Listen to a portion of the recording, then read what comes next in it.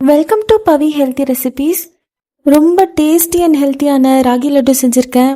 1 year பேபிலேருந்து kids adults எல்லாருக்குமே ஒரு perfect ஸ்நாக்காக இருக்கும். எப்படி செய்யறதுன்னு பார்க்கலாம் வாங்க, வீடியோக்குள்ளே போகலாம். ராகி லட்டுக்கான ingredients: 1 cup ragi, 1/2 cup jaggery powder, 2 tablespoon ghee, கொஞ்சமாக ஆல்மண்ட்ஸ், கொஞ்சமாக மில்க். இப்போது ஆல்மண்ட்ஸை ரோஸ்ட் பண்ணணும். ஸ்டவ் லோ ஃப்ளேமில் வச்சுக்கோங்க. 10 பாதாம் எடுத்து பேனில் இந்த மாதிரி மைல்டாக ரோஸ்ட் பண்ணிக்கோங்க. மொறுமொறுன்னு ஆகும், அதான் கன்சிஸ்டன்சி. தனியாக ஒரு கப்பில் எடுத்து வச்சுருங்க. இப்போது ராகி மாவு ரோஸ்ட் பண்ணணும். 1 கப் ராகி மாவு பேனில் போட்டு எகெயின் ரோஸ்ட் பண்ண ஸ்டார்ட் பண்ணுங்கள். லோ ஃப்ளேமில் தான் இருக்கணும் ஸ்டவ். எப்போவுமே மைல்டாக அரோமா வர ஸ்டார்ட் ஆகும். பட் லோ ஃப்ளேம்லேயே 5 to 7 மினிட்ஸ் இந்த மாதிரி மிக்ஸ் பண்ணிகிட்டே இருக்கணும் கண்டினியூஸாக மிக்ஸ் பண்ணலன்னா இது தீஞ்சிட்டு ஒரு மாதிரி அடிப்பிடிச்ச மாதிரி ஆகிடும்.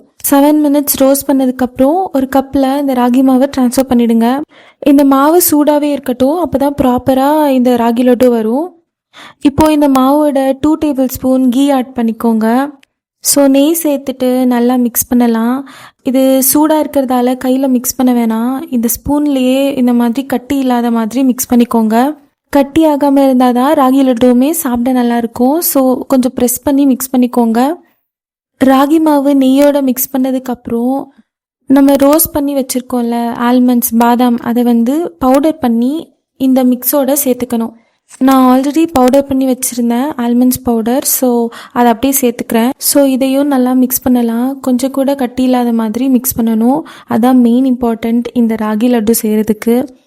இது ராகி மாவுன்றதால கொஞ்சம் ஈரமாக ஏதாவது பட்டாலுமே கொஞ்சம் கட்டியாயிடும். ஸோ நம்ம பார்த்து தான் இதை மிக்ஸ் பண்ணணும்.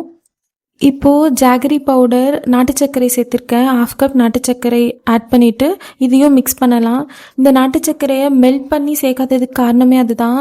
ராகி மாவு கட்டி ஆகிடும், அதனால தான் இதை பவுடராகவே நம்ம சேர்த்துக்கிறோம். இப்போ கொஞ்சமாக இந்த ராகி மாவு சூடு கம்மியானதுனால இப்போது விஸ்கை வச்சு நல்லா மிக்ஸ் பண்ணிக்கிறேன்.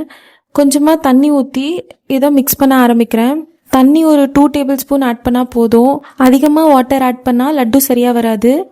ஸ்டார்டிங் நான் இன்க்ரீடியன்ஸில் பால் சேர்க்குறதா சொல்லியிருந்தேன் இல்லையா, பால் சேர்த்தா ஒரே நாள் தான் வரும். பட் வாட்டர் யூஸ் பண்ணி செய்கிறதால இந்த ராகி லட்டு 2-3 நாள் கூட கெட்டு போகாமல் நல்லாவே இருக்கும். ஸோ ப்ராப்பராக மிக்ஸ் பண்ணதுக்கப்புறம் ட்ரையாக இல்லாமல் கையில் ஒட்டாமல் வரணும். அதான் கரெக்டான கன்சிஸ்டன்சி. ரொம்பவும் ட்ரையாக இருக்கக்கூடாது. குட்டி குட்டியாக ரவுண்ட் பண்ணி நான் பிளேட்டில் வச்சுருக்கேன். இது ஒரு 10 to 12 வந்துச்சுன்னு நினைக்கிறேன். இதை ரவுண்ட் பண்ணிவிட்டு ஒரு 10 மினிட்ஸ் அப்படியே விட்டுடணும். அப்போ நல்லா செட் ஆகிடும். 10 மினிட்ஸ்க்கு அப்புறம் எடுத்து சாப்பிட்டா வாயில் வச்ச உடனே கரையுது. நான் எக்ஸ்பெக்டே பண்ணலை, அவ்வளோ சூப்பராக வந்துச்சு. என்னோட 1.5 இயர் பேபியும் ரொம்ப என்ஜாய் பண்ணி சாப்பிட்டான். இனிமேல் சாக்லேட்ஸ்க்கு பதிலாக பேபிஸ், கிட்ஸ், அடல்ட்ஸ் எல்லாருக்குமே இந்த ஹெல்த்தியான ராகி லட்டு கொடுக்கலாம். இதே மாதிரியான ஹெல்த்தி ரெசிபிஸ்க்கு சேனலை சப்ஸ்கிரைப் பண்ணி வச்சுக்கோங்க. இன்னொரு வீடியோவில் பார்க்கலாம். அன்டில் தென் பாய்.